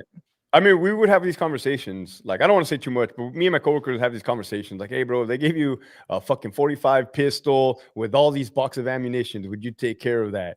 And they're like, fuck it, I'll do it with a 22, man. Save some fucking money on the ammo. So, like, do they get targeted for assault in prison? On a GP yard, yes. On SNY yards, they pretty much are just like living life, eating their ice cream, laughing, joking, playing their guitar, going to Bible studies is fucking disgusting. Praying. The first time I saw child molesters was when Centinela Delta Yard flipped to SNY, sensitive needs. And the child molesters went into the chow hall for morning breakfast. And these motherfuckers were praying at the table. I almost lost my shit. I'm like, you got to be shitting me. Motherfucker, you're going. I think I told him because, I was young. I said, you're going to hell. You're fucking going to hell. Like, what are you praying for? Yeah, like, why are you praying? Who are you praying to? The devil? And then I made the mistake of reading their files initially. Oh. I must have read probably no more than 3, no more than 4. Oh, it's part of, like, I don't know if it was part of my duties or I wanted to see what this motherfucker was in for, like what he was really in for, right? Because sometimes they act out. Mm-hmm. And when the stuff I read in there was beyond horrific, beyond fucking horrific, unimaginable. And that pisses you off. Real quick, when I was a brand new sergeant at Donovan, I was brand new there.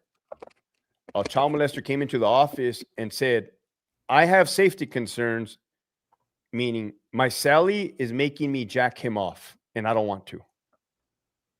So I said, have a seat, man. He's an older guy, right? Because I kind of have a radar for this shit. They're usually creepy old guys. I pull up his fucking case on the fucking computer, and he victimized a 4-year-old girl, a 4-year-old little girl. I was about this fucking close from telling him to get the fuck up and get the fuck out of my office. This close. But I was working with a more seasoned and senior sergeant, and I looked at him, and he looked at me. And I don't know if I got red, and he did the right thing per policy, per procedure, and did move forward with the process of taking those allegations seriously. I wanted to tell that motherfucker to kick rocks, because here he is victimizing a 4-year-old little girl, but he's upset that his Sally's making him jack him off. Wow, I couldn't do it. Yeah. So I never had any children up until I had my daughter. When I had her, I could no longer stomach these child molesters. I mean, I could already not stomach them to begin with, but it was hitting different. Like, I can't be around you, bro. I don't know what the fuck. You gotta get the fuck out of here, dude. So it was impossible. It was impossible for me to continue working there. That was another reason why I left. Yeah, I would think that would be really hard for me personally. Really hard. It's not good. I can't even believe that there's FBI agents that do this as a task force. Like, my heart goes out to those people that do that job and have to witness evidence like that. I'm not sure how into the true crime world you are, but there's a Maddie Soto case. I don't know if you've heard of it, but she was basically living with her mom. I'm gonna tell you the short story. She was living with her mom, and her mom had a disgusting boyfriend named Stefan, and he was abusing her from the time she was 5 to 13, and he ended up strangling her and killing her last year. And he's about to get ready for trial, but we think he's gonna take a plea deal. But anyways, he had over, I think it was 30,000 CSAM photos, and was I believe selling them on the dark web. And it just I'm why is he even getting a trial? That man should just be put to death, firing squad. I don't know. 100%. 100%. that leads me, I want to just go back to the mental health issue. When we were talking about you and your mental health experiences. So when did you realize, you said you were like an alcoholic, PTSD from probably being a prison guard and being a combat veteran, correct? Correct. So when did you realize that you needed like to get help mentally? Like you were just like, I'm in a really bad place. You were an alcoholic. Was it in that year that you were, because I remember you saying in one of your lives you went to rehab. Yeah, the date was October 31st, 2010. That was the day that I totaled my truck. That is the following day is when my dad took me to the rehab in San Diego. It was actually the VA hospital, which has a rehab, but it also has a psych ward that I had no idea. And I went to the emergency room and I went to the counter. I was scared as fuck, let me tell you. And I asked for help. Like I always say, that's the most courageous thing I ever did in my life was ask for help because it saved my life. And luckily, the lady from the counter, she was very nice. She said, okay, like, what's wrong with you?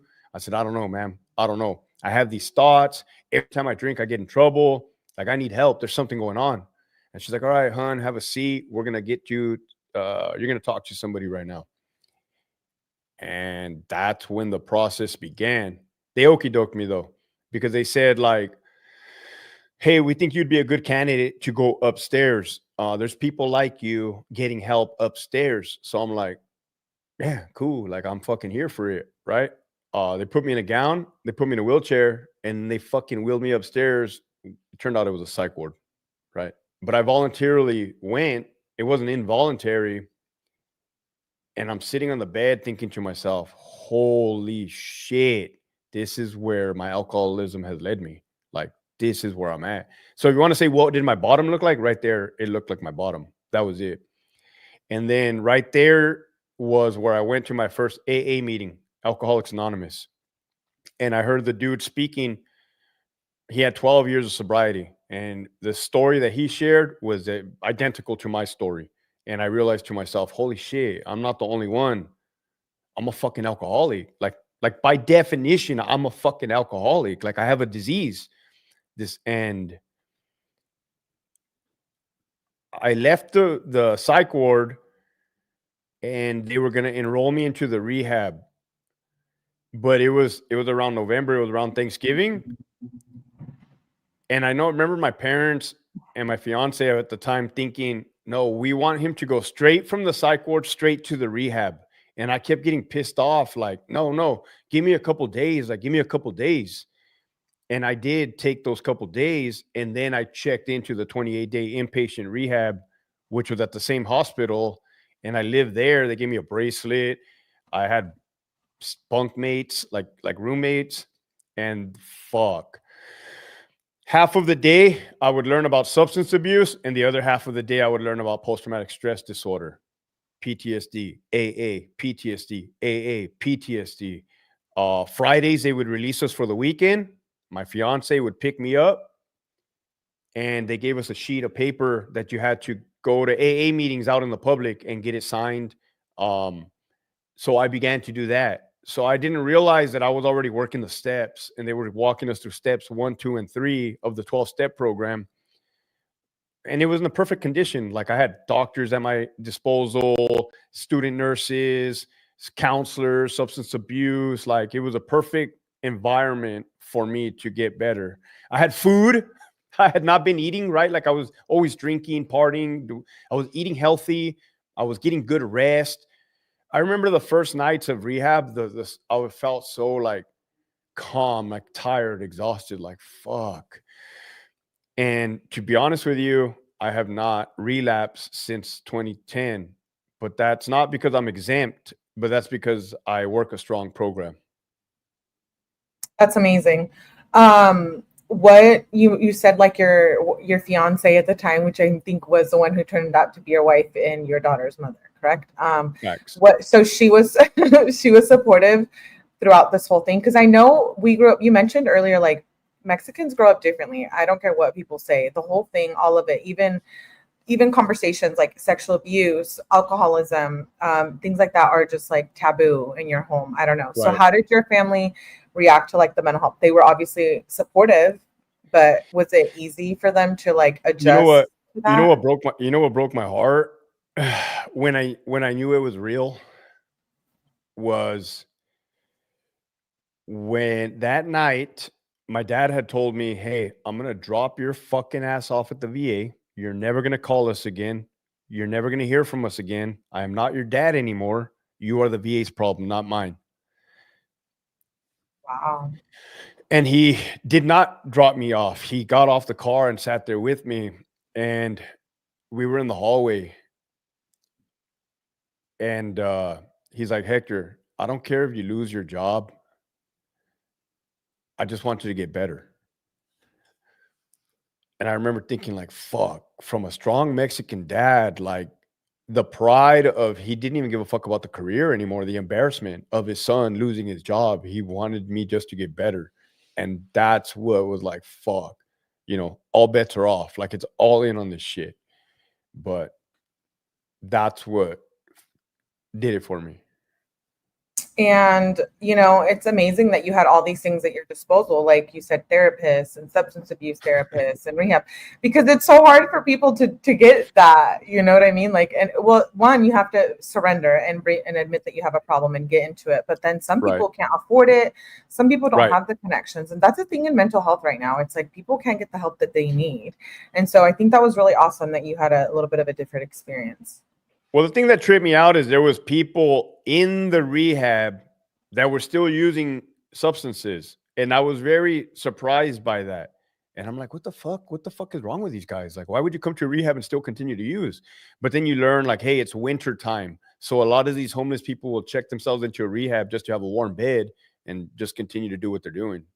And then you Yeah. learn about addiction. You learn how serious it is, how real it is. In my 14 years of sobriety, I've seen more people go back out than actually stay in the rooms and stay sober. And that scares me. That scares me to stay sober. And you've done it for so long. I give you props for that.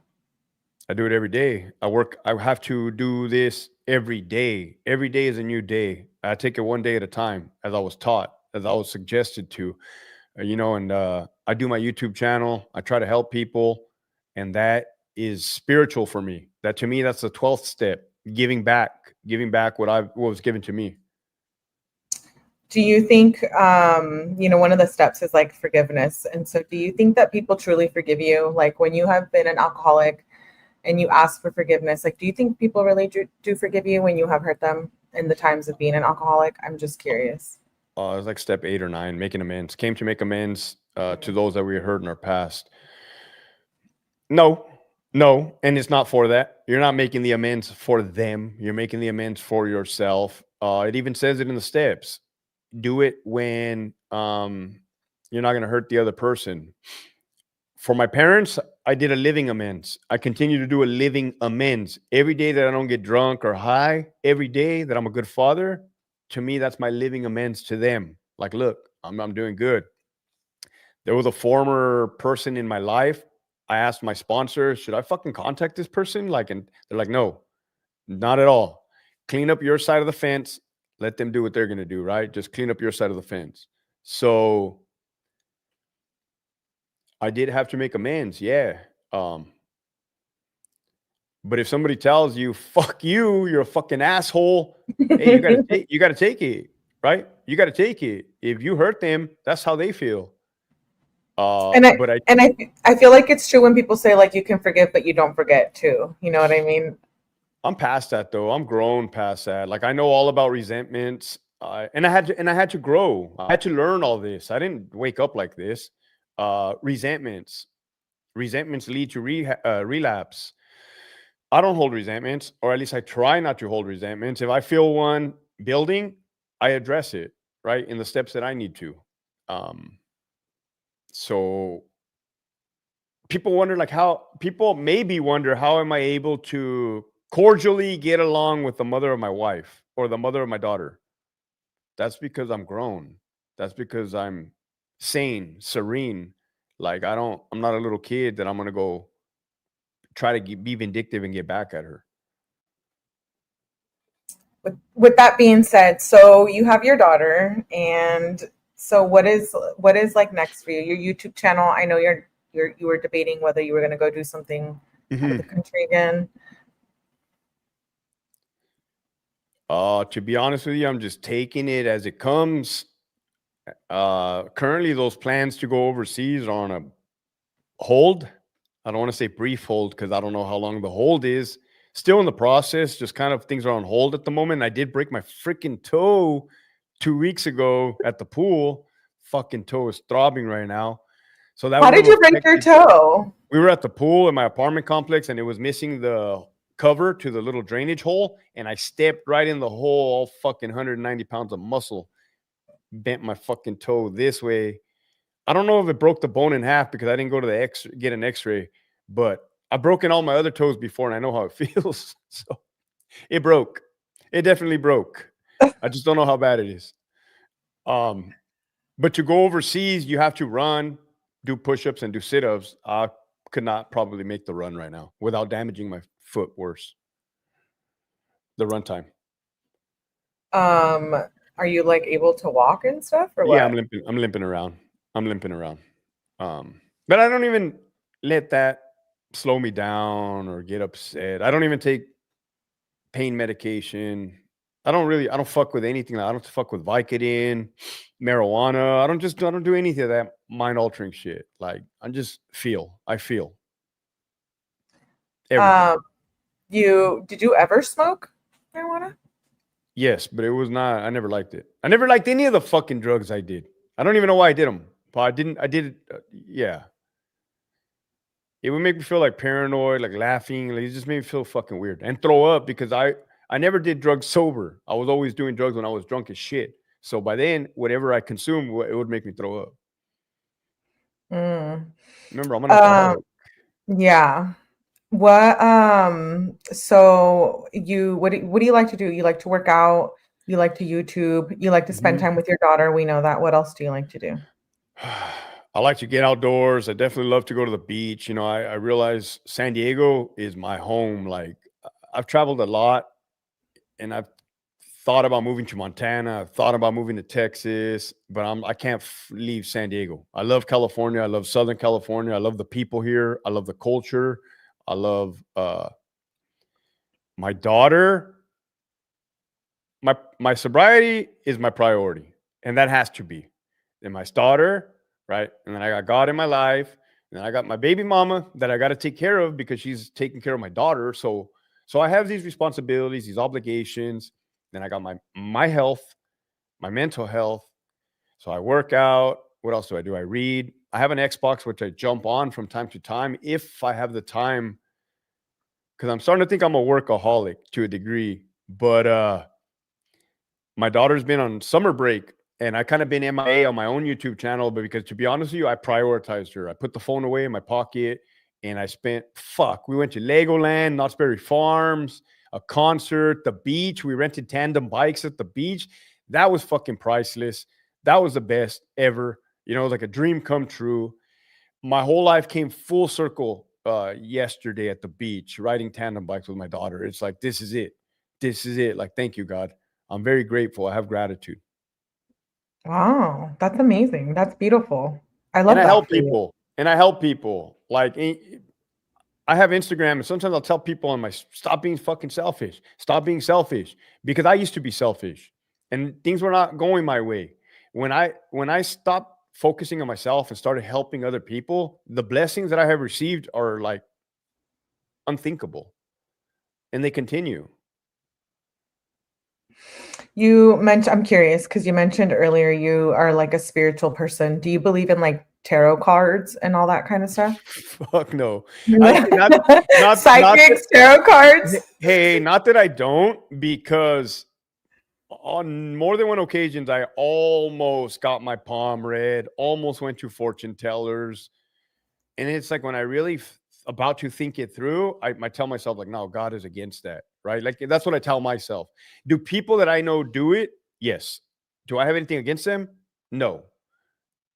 Do I think I will ever do it? Probably not, because of how solid of a foundation I have going on right now. Plus, I don't need to know what the fuck is going to happen. I take it day by day, good or bad. I'm not I even got it. tripping Melly, like I'm so fucking, I'm good at taking L's. Like I've mastered taking L's in life that I don't give a fuck what happens. I I welcome it. know. You're the king of it. You're the king of it. For sure. For real. I love it. Okay. Okay. I'm so impressed. Tell me about your experience on soft white underbelly. I love Mark, soft white Mark. underbelly. I've been So into that since he not since he right when he came out, but pretty soon after that. Like I've been following him for a minute. me too. To see you on there, I was shook. I'm like, no way. No way. What was that experience like?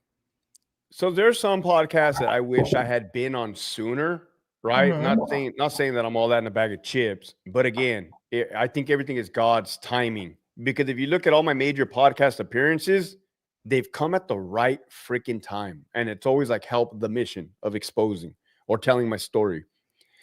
Mark from Soft White Underbelly, I got connected with him through Rene Boxer Enriquez, the former Mexican mafia member. He Mhm. fucking called him up, and that's how this works. This networking works on the YouTube. I mean, we started talking, and he's like, "Hey, Mark, I got the guy right here, Hector Bravo, former prison guard." He's like, "Yeah, how soon can you do it?" I said, "Sunday." It was Super Bowl Sunday, but like that's how like people like entrepreneurs and people who grind, they don't give a fuck if it's like Christmas, Super Bowl. Like you're gonna fucking get it done. And I drove from San Diego to Long Beach or Santa Monica. It was Mhm. one of those, and I went to his studio because he has two studios, Mhm. one in Skid Row and then like one Yeah. in Santa Monica. And the dude is cool as fuck. Like that's what I love about this lifestyle now is that the people I rock with, the people I commute are they're cool as fuck. Like I don't put myself around snakes Mhm. or like how you said earlier in the beginning that there's YouTube haters. Like I have a really good sense of like haters or people that are against me. But to be in Mark's studio, I love the way that he does he's an artist. He's an artist. Um he was sitting down on the floor and I was sitting on like on a stool and he was just sitting down casually having a conversation with me. And I was just, opening up. It was legit. I even told him like, "Hey, bro, like if you ever want to come out on my podcast, like your fucking story is amazing, bro. Like you're like an old school photographer, like the type they used to use, like the black rooms." And I said, Mhm. like, bro, you need to put that knowledge out there to the world for these youngsters, photographers that are coming up in the game. But My dad's a photographer. Used to do that shit. It's see what really I mean? amazing. That would be Hey, amazing if hey, you get him on. real quick on photography. Going back to Iraq, we had disposable cameras.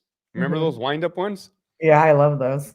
I had about 4 of them in Iraq, and I had to take them to Costco in 2004 to get developed. And I remember thinking, "Oh fuck, they're gonna have me arrested when they fucking get developed because of all the carnage that was on those fucking, like dead people and shit from the war, like enemy or whatever." And I'm like, "Oh fuck." Right. But luckily it was back in the day where they weren't really tripping. But yeah, I fucking got my pictures. It's cool. I was scared though. Dude, I had so many of those, and like last weekend I was hanging out with my nephew and he was over at Yeah. my mom's and I used to like get them developed all the time. And I just put that shit in a box and like boxed it up at my parents. And my nephew, who's like 14, we're Yeah. like eating lunch last week and he's like, "Hey, Auntie, like I was going through pictures." And I'm like, "Wait, what?" And he's like, "Your pictures." And I was like, "At Lala's house?" And he was like, "Yeah." And I was like, "What pictures?" And he's like, "The ones you have boxed up." And I'm like, dude, why would you let him see that shit? It was just because it was like high school pictures. You know what the dumb shit you do and like the Yeah. cameras in middle school. I'm like, I had all of the. I used to love taking pictures, the Kodaks, all of Right. it. But anyways, good times, good times. Okay, so you're gonna keep on doing YouTube. You don't know if you're going I'm gonna overseas. I'm gonna keep doing YouTube. I started my What other about channel, OnlyFans? Do you ever see yourself going on OnlyFans as a male? Melly. I asked this to every. I asked. Melly. The I only have thing I to got ask. going for me, the only thing I got going for me are my feet pics, and I broke all my toes. I don't think I'll be doing good on fucking OnlyFans. I was, I'm curious just because like some guys are into that, some males are into that, and I was just curious, Not that I thought No. you were, but Plus, it's a good I way to mean, make I've money. I've talked to dudes. I mean, I have talked to dudes that like have have like been security guards at like gay clubs, right? They're doing it to make money. I mean, I ain't hurting that bad, but dudes that have done OnlyFans, they'll be like, yeah, bro, it's only gay dudes that subscribe to my shit. And I'm like, what the fuck, bro? Like, I don't know. I'm not even gonna go down that path because I have a daughter. You know what I mean? The fucking God forbid my daughter ever gets exposed to any of that shit. Do you worry about that? I'm curious, like, What? because like how terrible the world is and the social media and young girls, what they do. Like, are you trying to keep her? Like, I feel like if I had a kid, I would try to keep them like sheltered, and I wasn't. So it's like it would be No. the opposite. But I'm like, I would worry about my kid going prior to having my daughter, I was worried, highly worried, concerned. After having my daughter and seeing our parenting style, our father-daughter relationship, I'm not worried. I'm not worried. Not to say that she's not going to make mistakes. I encourage her to make mistakes. I tell her too. I give her leash to make mistakes, to grow. I'm not worried. I feel that no matter what happens, I will going to instill a good foundation, a baseline of morals, ethics, and values. The other day, we enrolled her in a softball camp. It was a 1 week Padres softball. They had all these like teenagers that were like coaching the kids, or young kids that were coaching the kids. And the national anthem was playing, and I was sitting in the audience, and the audience member stood up, and I put my hand over my heart, and afterwards I said, "Hey, baby, like, did they play that? Did you hear that?" She goes, "Yeah. How come you stood up?" She's like, "You didn't have to stand up." And I'm like, "Baby, the reason why I stand up is because my brothers in the army, they died for that flag, and that's why I pay respect to them, right?" So I don't like push stuff on my daughter, but I definitely explain why things are done a certain way, traditions and values. That's awesome. That's awesome. I love that. I love your relationship with her. You guys are cute. Um, Real quick, she's been what? driving me fucking crazy this week, man. But it's normal. Like, I'll ask her if she wants to eat. No, I'm not hungry. And like go to the restaurant and be like, hey, pick something from the menu. No, I don't like anything. I'm not hungry.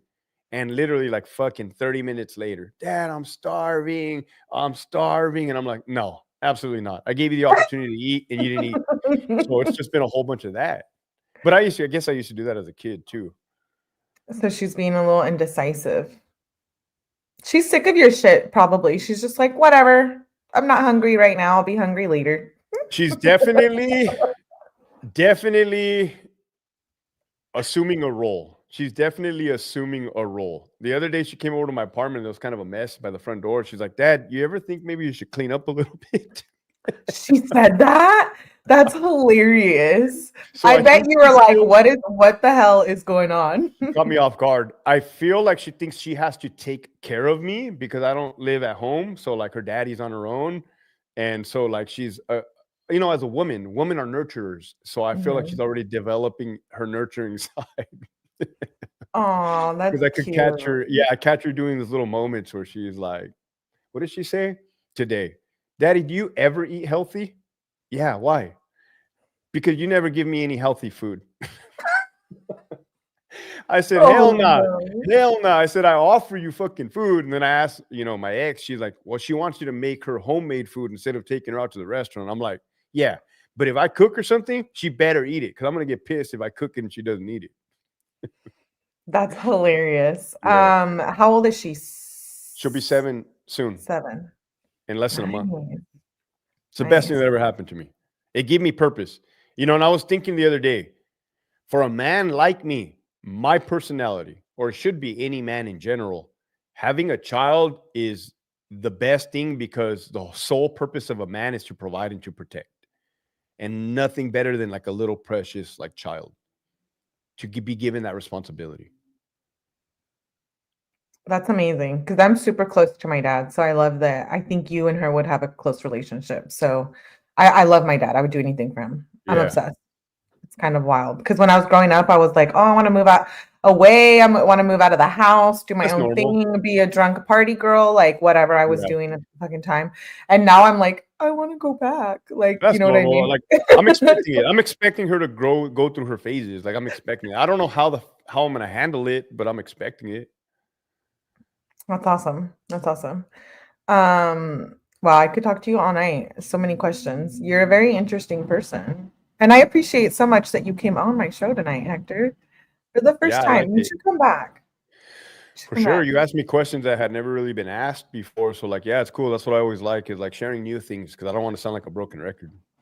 I know, and it was hard for me because I'm like, I know you, like we're friends, and then I watch your channel, and then also I've watched a lot of your interviews. So I was like, I don't want to ask him the same things, but I feel like it's personal. So Facts. I'm glad, yeah. And you should come back. I do true crime, but we always we like to party here too. We get a little wild on my channel sometimes. We should do like a co-host on a true crime with like your personality and my personality. Yeah, actually, I've always talked about people always, you know what though, that bugs me is like, and I know you wouldn't do that because you always keep it hella fucking real, but like people always say that. They're like, oh Melly, like we should do this and then never do it. And I'm like, I can't stand that. I'm like, don't say it. Like, because I'm down, you know what I mean? Like Yeah. I'm down all the time for whatever. So we should do something like that. That would be good. I've been wanting to get more into the prison content. I have. I know I do true crime. We will still continue to do true crime, but I'm into like a lot of the stuff that's going on in the prisons. It's the stuff that's happening right now has never happened before. It's fucking wild. It's fucking wild. It's out of control. I, I don't know if it's because of me or I don't know if I'm seeing it, but I believe prison is trending at the moment. Yeah, and you have opened my eyes to a lot of things. Honestly, there's a lot of prison channels. I don't know. I just don't get the same vibes. Maybe because I know you, but it's like I'm not into it. But the Grinch thing, I had never even known Oh, about. fuck, That was dude. wild. I was That's not like, good. That's not good. That's not fucking good. Like that should not have ever happened like that. You know, there's rules, there's laws, there's policies, there's procedures, there's use of force, there's deadly force, there's fucking mitigation, there's all kinds of alarm response, there's all kinds of policies that should prevent that or stop it. yeah, That see, wasn't that wasn't like stopped. I learned so much from your channel too. I would have never probably watched that unless But it you know came what? across Like my I feed. don't. I ask myself, like, why me, God? Why? Why do I have to be the motherfucker to show videos like this and to talk you through? Like, that's a lot. It's a maybe people don't realize it, but it's a heavy burden because something I want to share with you is that I am in communication with victims, family members. So some of those murders that you have seen on video, like I've been in communication with like those family members, and I have to be the one to help them, guide them, walk them through the process, show them the light, you know, in the darkness. And it's heavy. It's heavy. It weighs heavy. I'm not Yeah, complaining. I'm not complaining, but I'm saying like, dude, it's a lot. It's a fucking lot. you know, that kind of happened with me. One of my very first true crime cases that I covered, like right when I first came out and started doing lives, I covered this case, Ashley Bocanegra, and she's from Georgia, and she got jumped. She was having an affair. Well, she had a fiance. They were like young, 20s, 30s, whatever. I can't remember the exact age. And she was seeing this guy who had a baby mama, and it was like this black girl, and they were working together, Ashley and this guy, and they both had a partner. She had her fiance, he had his baby mama, and they were seeing each other. And the baby mama ends up like jumping her, and they end up killing her. And I end up getting like the whole video. It's brutal. It's the very first true crime case I covered. But her family like found me, and I was just a little channel. I had like maybe like 500 subs It's for crazy. reals, and her family found me and like reached out to me, and that was like I've had a couple families on true crime cases that I've covered, and it's like life changing, kind of like what you're saying. You have to like you end up helping these people, but it's awesome like what You know you what's do. crazy though is like in this journey, almost 3 years now, when somebody has a belief, like it doesn't matter. Like, even though I have been coming out and telling the truth, there's a lot of motherfuckers that don't like me. Like, it's that are COs, which I find that to be discouraging because it's like, hey, dude, like I'm only helping or trying to help. Like these motherfuckers just have hate, right? Some people just refuse to believe the truth. The truth is harsh. Yeah, it is. You have to have thick skin to really handle the truth. The truth is harsh. It's my gift. It's my People gift and can't my handle it. curse. I'm really good. I'm really good at making memes and telling the truth. And they're both my downfall and my success. No, you're good at it all, and you're great at streaming and interviewing too, like all of it. You're doing an amazing job. I love it. I love your channel. You know who Tommy G is? Ooh. Tommy G, he's a big YouTuber. He has 2 Oh, million. yes. I know who Tommy G is. Yeah. Yeah, I just met up with Tommy G in LA. He's still, we're supposed to have dinner tomorrow. What? Yeah, I saw that. I was like, he's what a cool the fucking heck? dude. He's a cool fucking dude. Like, yeah, it's like, I love the experience of networking and getting to hang out with cool people. But you're getting noticed and you get to meet these people because you're doing a good job. Like, you realize that, right? Like, if you sucked, these people probably wouldn't be interested. So when it comes to me, I don't give myself credit. Like, I don't ride the highs and I don't bring down on the lows. Like, I don't think like that of myself. I don't think highly of myself, to be honest with you. I don't. I know I crack a lot of fucking jokes saying I'm handsome, saying this. No, I'm a jokester, but I don't really think that way. I do not. And I keep it even keel. Like, I have to stay grounded, and because I will lose my fucking mind and it would not be beneficial. I don't think of myself like that. I think one of the things about your channels is like, it's real. When you go on there and you just like rant, I do that in the Melly After Darks. I go on there acting crazy, and then I'm like, oh, okay, I'm done, guys. Like, you know. People will make little clips of me fucking ranting and send them to me. I start laughing. I'm like, really, dude? What the fuck? Where do you come up with this shit, bro? Because I grew up watching Pee Wee Herman as a kid. And that's why I have this big giant fucking pencil. Like, I love the wild antics, like the extra fucking craziness. I keep saying I want to get that fucking pencil, dude. I have a big ass fucking comb too. Oh shit. I'll tell you what, Melly, like, since we've talked about all this trauma, all this mental health, all this drug addiction, you asked me what I was like as a high schooler. I was funny, had long hair, and I was a skater, and I was innocent, naive to the world. When I joined the military and when I went to Iraq, my life changed. I lost my innocence. From the age of 17 all the way through my 16-year career, I had changed as a person. I'd lost my sense of humor. I was serious. I was numb to emotions. And since I've been out on this YouTube fucking wilding out, being like, I'm going back to my roots. To me, that young innocent boy again, and I fucking love it. Like, I feel in my realm. I love it. I feel happy, content, normal. That's good. Then it means it's what you're supposed to be. It's working. Doing. Correct. Yeah. But it kind of sucks that I have to go through all the bullshit. It goes I have full fate circle. tattooed on my back. But yeah.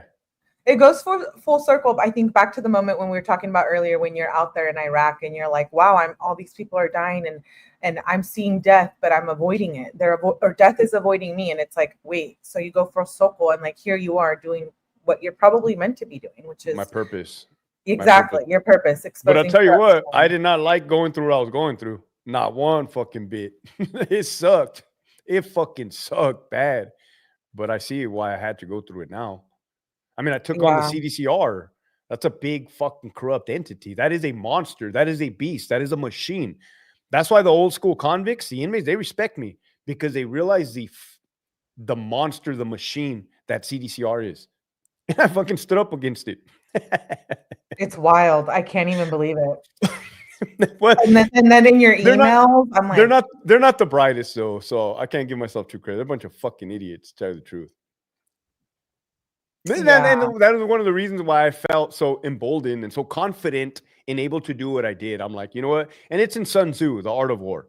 It says like those that know, I'm going to fuck up this fucking quote, but if you know yourself and you know the enemy, you not need to worry about 100 battles, something like that. If you know yourself but don't know your enemy, you know you got to worry about losing some. And if you don't know yourself or you don't know the enemy, you're going to fucking lose. I knew myself and I knew my enemy 100%. It's if you know yourself but not the enemy. For every victory gained, you will suffer a defeat. That's what it is. Damn, Melly, you just fucking schooled me live. That's it. But so since you know what I'm talking about, I knew my enemy. I was confident. No, yeah. No, I think it's amazing. And that's a great book. That's a really great book. Before we end this, I was going to ask you, do you know about the Paul Perez case? I'm curious. It's out of California. I figured you maybe would have heard of it. He was a father who had like 6 infants, and he unalived all of them throughout like 6 years. So he had like a 12-month-old. Anyways, he's out of Yolo County, and he's standing trial this fall. He abused and murdered 5 of his infant children over a 9-year period. And I was just curious if you had ever heard of that, because he was in the system and went from prison to prison. But I avoid that. Like, when I was younger, I used to watch the cartel execution videos. I now avoid them. I avoid anything negative. Like I don't have the stomach for it anymore. Yeah. Or even hearing a story like that, I'd rather not. Okay, well, we should definitely do a true crime live. We should do like a little Melly and Hector series. Menendez parole party fucking screening. That's gonna be wild. Wild. Yeah, I'm expecting it too. Anyways, I'm kind of running the scenario through my head. Like, I don't know if you ever watched Bart Simpson, but like Sideshow Bob, how he was always trying to kill fucking Bart. Like, that's how I picture the Menendez brothers fucking coming after me when they get out. Like Sideshow Bob.